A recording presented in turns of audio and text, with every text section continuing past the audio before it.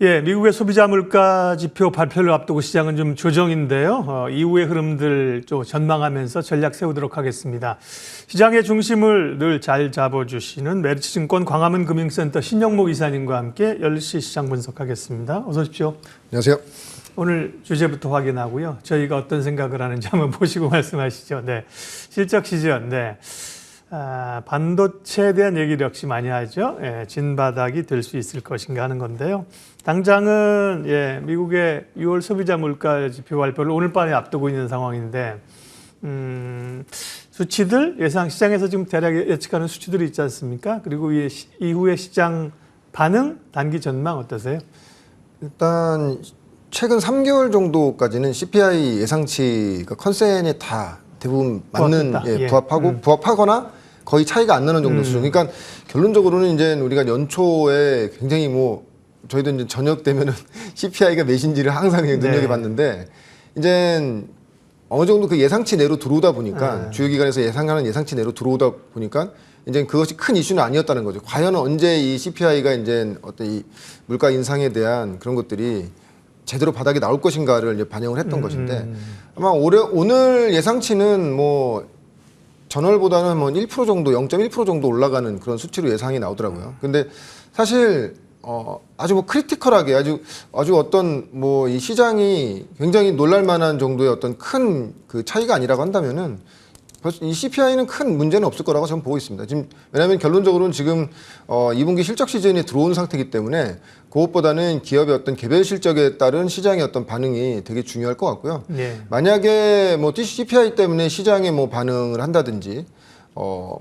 빠진다든지 그런 구간이라고 한다면은 기존에 우리가 이제 많이 얘기했던 섹터들 근데 왜냐면 많이 올라갈 때 못 사는 섹터들이 그렇죠. 조정받을 때가 분명히 온단 말이죠. 그런 매수 기회로 삼으셔도 참 좋은 구간이라고 좀 보고 있습니다. 왜냐하면 결론적으로 금리 인상도 연내 한 번 더 한다 그런 이슈 때문에 최근에 논란이 많긴 했지만 이제 예상하는 수치 정도가 이제는 시장에서 예상되는 수치에서 한 번을 더 하는 것이지 예상을 벗어나는 정도로 금리 인상 한다거나 이런 건 아니거든요. 그 이후에는 이제 어느 정도 시장이 이제 금리 인하에 대한 기대감도 있기 때문에 그러니까 되게 보면 근데 그래서 시장 보시면 아시겠지만 개별 섹터 종목들 상당히 강합니다. 그래서 만약에 우리가 장이 흔들릴 정도의 어떤 큰 매크로적인 이슈가 아니라고 한다면은 내가 사고 싶었던 것들을 그런 조정 구간에서 우리가 좀 매수를 해야 된다. 저는 그렇게 보고 있습니다. 네. 시당하신 말씀입니다. 물가가 9.3 이렇게 갈 때는 사실은 편차가 있을 수 있잖아요.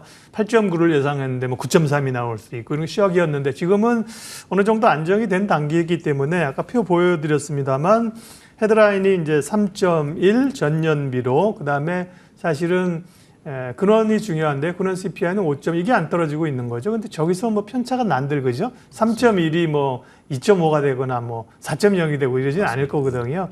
그래서 물가나 중요한 말씀하셨는데 금리도 7월에 올릴 거고 9월에 올리던 안 올리던 시장에서 어떤 그 핵심적인 요소는 비껴났다 그죠? 맞습니다. 오히려 경기 그죠? 실적 이런 게 관심이 있을 거고요.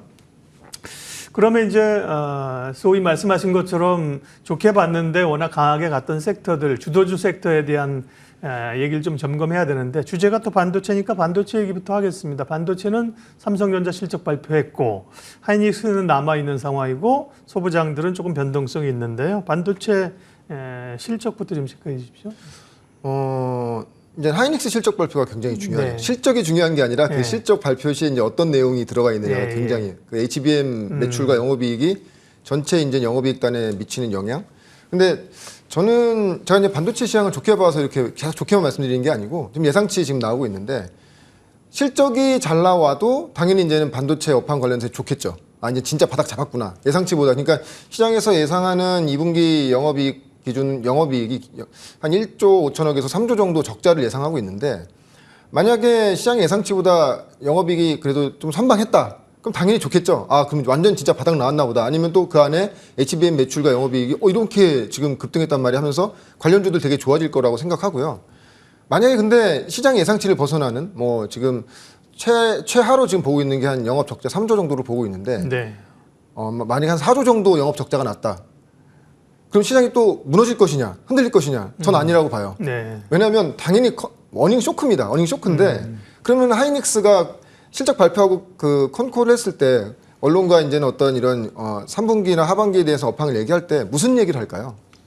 당연히 자기들이 자신감 있는 거에 대해서 여기 더 집중하겠다고 얘기할 거라는 그런 코멘트가 나올 거라고 생각합니다. 네. 예, 그러니까 안 좋게 나오면 당연히 그 부분에 대해서는 시장이 좋게 해석하겠지만 시장의 예상치보다도 안 좋은 실적이 나온다고 해도 분명히 이제 어떤 지금 자기들 성장에 대해서 그러니까 못한 거에 대해서는 지난 일이고. 예, 지난 일이고 예. 앞으로 잘할 수 있는 거. 예. 잘한 건 어떻게 됐건 간에 HBM은 글로벌리하게 지금 넘버 1이란 말이죠. 그렇죠. 예, 어떻게 보면 하이닉스의 어떤 이런 지금 기업에 굉장히 중요한 구간에 왔는데 아마 그 부분을 되게 부각하겠죠. 못할수록 그 부분을 더 부각하겠죠. 그렇기 때문에 예.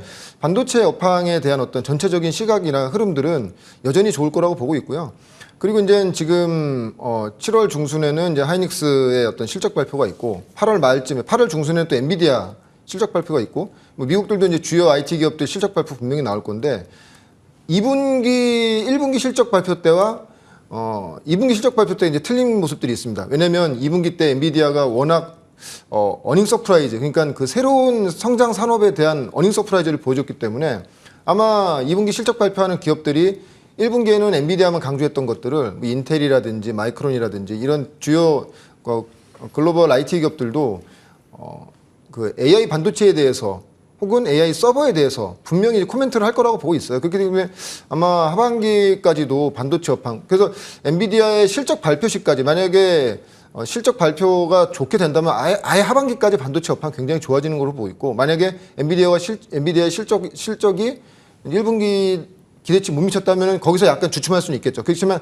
어떻게 됐건 간에 다음 달까지는 이 반도체 전체적인 업황은 뭐 작은 이런 어떤 리스크의 요인으로 해서 주가가 빠질 수는 있지만 단지 이거예요. 많이 오른 것들이 조정받을 때 많이 받는 거 정도의 어떤 그런 흐름, 그러니까 좀 움직임들이 거칠죠. 근데 그런 흐름 제외하고는 전체적인 큰 흐름에서는 반도체 업황은 하반기까지 좀 좋은 흐름으로 가지 않겠는가 예상하고 있습니다. 네, 반도체 그 중심에 관한 얘기를 좀 해주셨고요. 반도체 이외에 또 시장의 주도주군으로 거론되면서 좀 공방전을 펼치고 있는 섹터들이 그 얘기를 좀 하고 나서 반도체 얘기 구체적으로 좀 이어가면요. 역시 또 어쨌든 간에 뭐 2차 전지 그 안에서 순환매가 좀 오르는 종목이 적긴 합니다만 2차 전지 자동차도 실적은 2분기 엄청 좋을 것 같은데 걱정들이 좀 있는 거하고 조선 뭐 이 정도까지 뭐 건설 그다음에 중장비 이런 것까지 해서 좀 주도 섹터의 흐름들 좀 예측해 주세요. 네. 그 방금 전에 네. 언급해 주셨지만 자동차는 실적이 이제 굉장히 좋은 걸로 예. 지금 시장에서 지금 컨센이 지금 나와 네. 있는 상태고 그러다 보니까 부품주들 특히 이제 일반적인 부품 자동차 부품이 아니고 이제 배터리 팩이라든지 전기차에 붙어 있는 밸류체인에 네. 있는 성화이텍이라든지 예전에 언급드렸던 뭐 서현이아라든지 네. 뭐 이런 종목들이 굉장히 강했던 것 같고 이제 자동차 업종의 고민이 이거죠. 그럼 2분기가 좋은데 과연 그러면 3분기는 어떨까?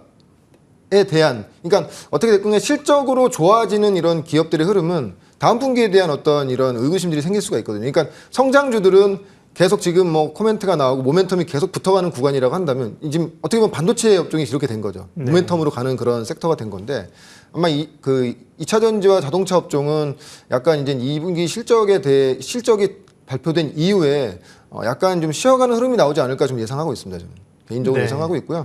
지금 뭐 2차 전지 같은 경우에 사실 에코프로 뭐 얘기를 안 할 수가 없는데 약간 수급적인 이슈도 좀 있는 것 같아요. 왜냐하면 MSCI 지수 편입이 되면서 네. 그러면 또 거기에 또 대규모 글로벌 자금들이 들어오고 공매도의 어떤 쇼크버링도 지금 들어옴으로 인해서 좀 주가가 지금 굉장히 좀 탄력적으로 변한 모습이기 때문에 근데 역시 2차 전지 같은 경우에는 2분기 실적 오늘 이제 에코프로랑 에코프로 BM 실적이 나오는데 과연 그 내용이 어떠냐가 굉장히 중요할 것 같습니다. 굉장히 그러면은 그 하단에 있는 소재 업종들에도 영향을 크게 미칠 수 있기 때문에. 네. 근데 사실 아시겠지만 에코프로는 자회사로 이제 잡히는 이 실적들이 많기 때문에 일단 뚜껑을 좀 열어봐야 될 것 같고요. 네. 거기에 대한 판단들은 그 실적 발표 이후에 좀 우리가 좀 판단해야 될 것 같다 이렇게 생각하고 있습니다. 네.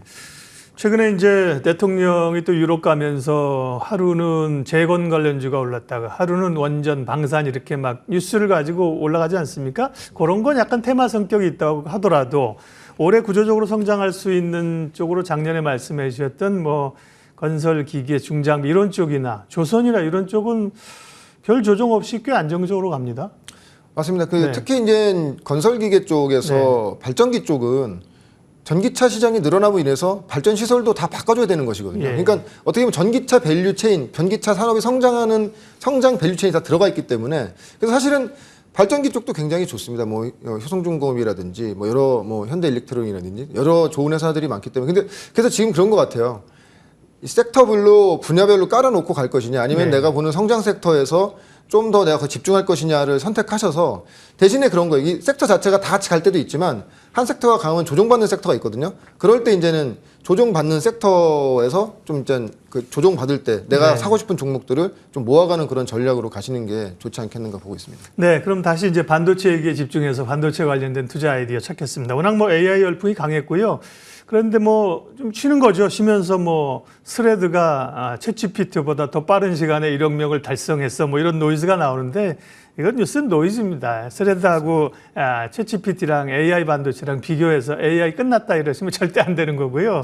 예, 노이즈 뉴스인데 그러면 반도체 중에서는 어디를 집중해서 어떻게 전략을 가져갑니까? 기존에 이제 말씀드렸던 종목들을 먼저 말씀을 드려도 왜냐하면 이제 조정 구간이 오는 종목들도 있어서 네. 뭐 이스페타시스 같은 경우에는 MLB 관련돼서 이제 대장주고요. 근데 이게 저도 사실은 이거 10,000원대 말씀드리고 목표가 그때 15,000원이라고 말씀드렸었는데 네. 3만 원이 하면 훌쩍 넘었었죠. 근데 우리가 지금 생각해 보면 이스페타시스가 연간 1,000억을 벌거든요. 올해 한 1,000억 정도 나오고 내년 영업이익 기준으로 내년에 1,200억 정도를 예상을 하는데 지금 시가총액이 1조 7천억에서 8천억 왔다 갔다 한단 말이죠. 그러면 사실 내년 실적으로 본다고 하면은 한 20배 정도, PER 20배 정도 됩니다. 근데 사실 내년 예상치는 올해 초에 잡아놓은 거죠. 그러니까 지금 이렇게 AI 반도체 시장이 커지는 거를 빼고 근데 그러니까 어떻게 됐건 간에 MLB 시장 자체가 지금은 초반 국면이기 때문에 공급이 굉장히 타이트할 거란 말이죠. 엔비디아라든지 AMD도 해야 되고 인텔도 해야 되는데 그 전부터 잘해왔던 이스페타시스가 그런 기대감이 커진 거고 아마 공급이 이렇게 딸리게 되면은 마진도 잘 받을 거고요. 내년 실적도 예상치도 굉장히 올라갈 거라 생각합니다. 그러면 지금 정도의 주가가 굉장히 좀 비싸 보이지 않는 거죠. 합당하다. 이 정도면 타당하다 정도의 이제 주가 흐름이 나오는 것 같고. 그래서 저는 역시 이스페타시스가 어떻게 됐건 간에 MLB 관련돼서는 지금 대장주이기 때문에 엔비디 지금은 사실은 이제 실적이라든지 뭐 어떤 뭐 밸류로 접근할 수는 없지만 엔비디아의 어떤 실적이라든지 HBM의 어떤 이런 그 기업들의 코멘트에 따라서 주가가 저는 다시 또 갈 수 있는 그런 흐름으로 보고 있습니다. 예. 근데 왜냐면 지금 자체가 뭐 고평가되어 있는 구간이 아니라고 보고 있어요. 왜냐면 새로 열리는 산업에서 가장 빠르게 그 어떤 시장을 점유하는 회사에 대해서는 저는 프리미엄 요인이 분명히 있다고 보거든요. 왜냐면 사실 그동안에 기판업 정도 10배 이하를 줬는데 한 15배에서 20배 정도는 지금 구간에서는 타당하다고 보고 있습니다. 그래서 지금 이스페타시스 조정받고 있는데 아마 이격 조정이 한 21선 정도까지 이격 조정이 끝나면 다시 또 아마 또 움직이지 않겠는가. 왜냐면 이제 분명히 이스페타시스는 수주 같은 것들이 나올 기대감이 굉장히 높거든요. 예. 그렇게 해서 좀 보시면 좋을 것 같고요. 그 외에 이제 뭐 저는 이제 주로 말씀드린 게 장비 업종보다는 지난주에도 말씀드렸지만 기판 업종, 그러니까 가장 먼저 수혜가 예상되는 기판 업종 말씀드렸는데, 그래서 서버 관련돼서 이제 뭐 AI 반도체를 서포트해 줄 수 있는 AI 서버 관련돼서는 TLB를 말씀을 드렸고요. DDR5가 이제 왜냐면 서버 자체에 DDR5를 다 꽂아줘야 그 AI 반도체에서 나오는 정보들을 빠르게 전달할 수 있는, 그러니까 구조적으로 이쪽 분야가 가장 빠르게 선제적으로 투자가 이루어져야 되고 글로벌 빅테크에서도 이 부분을 지금 바로 빠르게 투자가 이어져야 되기 때문에 그러면 이 부분에 대해서 지금 어떻게 됐건 하이닉스가 여기 연결돼 있기 때문에 하이닉스 양으로 가장 MS가 큰 TLB도 사실 말씀드리고 주가가 많이 올랐다가 좀 최근에 이제 조정받으면서 조정받았는데 이 종목 역시도 지금 제가 말씀드린 종목들은 TLB도 지금 구간에서는 조정받았을 때 좀 모아가셔도 된다. 근데 사실은 2분기가 아마 바닥일 거예요. 왜냐면은 대부분의 지금 기판 업종들이 2분기가 아마 올해 실적 기준으로 했을 때 가장 바닥이거든요. 그러면 만약에 이제 뭐 지금 구간은 여전히 좀 애매하다 싶으신 분들은 2분기 실적 확인하고서 뭐 이렇게 사보셔도 괜찮을 것 같고요. 어떻게 됐건 간에 전방 산업이 좋아지고 내년도 흐름이 좋아지는 거. 그래서 아마 기판 업종들 뭐 대덕전자라든지 뭐 대덕전자도 이제 뭐 제가 지난주에 말씀드렸지만 대덕전자라든지 해성DS 뭐 TLB라든지 작년 22년도가 아주 영업이라든지 매출력 기준했을 때 피크였죠. 근데 아마 내년도가 그 피크를 넘어서는 아마 매출과 영업이익이 나올 것으로 예상하고 있고요. 왜냐면 지금 일단 글로벌 IT 빅테크들이 투자가 굉장히 빠르게 아직까지는 뭐 매출과 영업이익이 계약이 나오지는 않겠지만 하반기부터 나올 거라고 보고 있습니다. 왜냐하면 이 AI 반도체 시장이 시작된 게 이제 불과 한 2, 3개월 정도뿐이 안 됐기 때문에 아마 하반기부터는 본격적인 어떤 발주라든지 수주가 나오지 않겠는가 좀 예상하고 있습니다. 네. 그 HBM 관련된 AI 관련된 건 지난번에 이제 그 관심 종목들을 쭉 리스트를 한번 분야별로 정리를 해 주셨고요. 저희도 이전에 제가 캡처하시라고 이제 보여드리기도 했어요. 네. 그런데 빨간 거 표시한 거는 뭐 특별하고 오늘 이제 코멘트 하시는 종목 위주인 거고요. 그죠? 전체적으로 이제 그렇죠. 막 워낙 갈 때 막 사고 싶었는데 못 샀거든요. 근데 조정 받을 때 용기를 내서 좀 사야 돼. 조정 받을 때도 사실은 용기를 안 내면 사기는 어렵습니다. 떨어져 보이니까. 하이닉스는 기본적으로 그 윗단을 받쳐주는 거고요. 밑에 이제 소부장 관련주들을 이제 쭉 말씀하셨는데. 그러면서 이제 이스페타시스랑 함께 좀 선두권에 섰던 게 한미반도체입니다. TSV 공정. 맞습니다. 예. 한미반도체 같은 경우는 지금의 자리나 이런 건 어떻습니까? 사실 한미반도체 같은 경우에도 예. 밸류로 보면 예. 너무 비싸 보이는 건 맞습니다. 예. 예, 그렇지만 저는 장비주들도 프리미엄 받을 수 있는 구간이라고 보고 있어요. 왜냐하면 네. 우리가 EUV 장비라든지 어떤 이런 것들을 들어올 때 아니면 캐논 도끼의 어떤 이런 증착 장비들이 보면은 뭐 한 라인 까는데 몇 천억에서 몇 조 정도가 들지 않습니까? 네. 독점하고 있기 때문에. 그래서 한미반도체 같은 회사들도 독점력이 있기 때문에 뭐 물론 지금 뭐 영업이익 기준으로 했을 때 시가총액 3조가 말이 되냐 할 수 있지만 중요한 거는 발주가 이 한미반도체만이 만들어낼 수 있는 독점 장비이기 때문에 프리미엄 받아야 된다는 것이죠. 그래서 이 장비주들도 사실 그래서 저 장비주들 참 소개 많이 시켜드리고 싶은데 네. 이 밸류를 보면 너무 비싸 보이는데 주가는 계속 가더라고요. 그래서 네. 한미반도체 같은 종목 역시도 아마 계속 이 HBM 관련된 경쟁을 하면서 코멘트가 나올 겁니다. 네. 한미반도체 같은 종목도 마찬가지고 그래서 이 기판 장비 쪽에서도 제가 태성이라는 종목을 소개시켜드리지 않습니까? 네. 지금 시가총액이 한 600억 정도 되는 회사인데 국내에서 유일하게 아까 말씀드렸던 MLB라든지 FCBGA라든지 DDR5 기판을 만드는 유일한 회사입니다. 그러니까 턴키 방식으로 만들 수 있는 유일한 회사인데 그동안에 이제 감춰져 있던 회사죠. 근데 이런 회사조차도 만약에 앞으로 전방에 있는 그 기판 업체형들이 증설하면서 장비 대수를 늘린다고 한다면 네. 태성만이 어떤 좀 독자적으로 넣을 수 있는 장비들이 많기 때문에 그럼 그런 거에 대한 부분이 좀 시장의 부각이 좀 크지 않겠는가 좀 그렇게 말씀드리고 싶습니다. AI 반도체 관련된 표 보여주시면 제가 20초 안에 마무리하겠습니다. 보여주십시오. 그 말씀은 네, 그 중에서 이렇게 하실 수 있어요. 뭐 이 종목 얘기하시는데 이게 더 좋지. 뭐 나는 예를 들면 뭐 대덕전자보다도 코리아 서킷가 좋아 보여. TSV 지금 이거 테크닉스 이런 거는 괜찮은데요. 그 안에서 다만 이제 지금 얘기한 종목군들의 뭔가는 좀 가지고 있어야 소외당하지 않는다. 지금 시장에서 반도체, AI 반도체 그렇게 말씀드리면서 마무리하겠습니다. 메리츠증권 광화문금융센터 신영목 이사님 함께했습니다. 고맙습니다. 고맙습니다.